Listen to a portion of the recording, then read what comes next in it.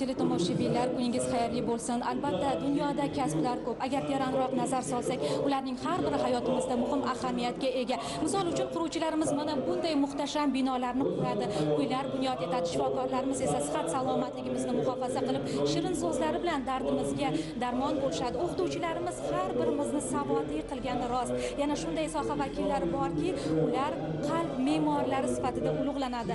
Ha, anglaganingizdek, bugun 15-aprel madaniyat va san'at xodimlari kuni. Butun respublikamizda bo'lgani kabi Qashqadaryoda ham ayyom munosib ravishda nishonlanyapti. Ma'lumotlarga yuzlanadigan bo'lsak, bugungi kunda vohada 1 nafar O'zbekiston Respublikasi san'at arbobi, yana 7 nafar O'zbekistonda xizmat ko'rsatgan artist, 5 nafar O'zbekiston xalq baxshisi va 3 nafar O'zbekistonda xizmat ko'rsatgan madaniyat xodimi o'z faoliyatini olib boryapti. Tuman va shahar madaniyat bo'limlarida esa 1000 ga yaqin soha xodimlari aynan madaniyat va san'atni rivojlantirishda munosib hissa bo'lib, o'z hissalarini qo'shyapti. Ayni paytda biz Qarshi shahridagi muhtasham koshonada tashkil etilgan bayram tantanalarida ishtirok etyapmiz. Ko'rib turibsiz, yuqorida sho'xchan kuy-qo'shiqlar yangrayapti. Mening yonimda suhbatdoshim Qahramon Mo'minov. Assalomu alaykum.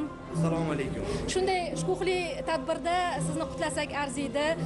Bu yil madaniyat va san'at sohasi fidokori ko'krak nishoniga loyiq ko'rildingiz va aynan Kitob tumanidagi 10-sonli bolalar musiqa va san'at maktabi respublika miqyosida eng yaxshi musiqa va san'at maktabi sifatida e'tirof etildi. Bu sizning maktabingiz. Kayfiyatlaringiz qanday?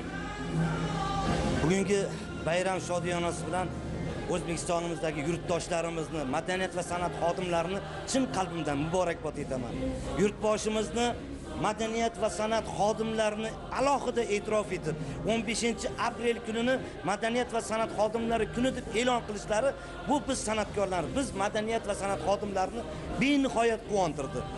Ayniqsa mana bugun ham viloyatimiz hokimi tomonidan prezidentimizning alohida tashabbuslari bilan bizni alohida mana katta mujassam san'at saroyida tantanalar majmuida nishonlab beryaptilar. Biz san'atkorlar juda xursandmiz.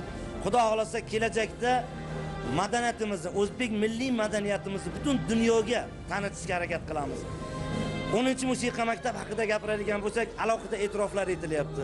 Respublikamizdagi eng yaxshi maktab deb e'lon qilindi va respublikadagi ilk bor birinchi marotaba musiqa maktablarini jamlab seminar Kitob tumanida o'tishi bu bizni juda ham quvontirdi. Bu bizni Qashqadaryomizga bo'ladigan madaniyat va san'at ahliga bo'ladigan e'tirof deb bilaman.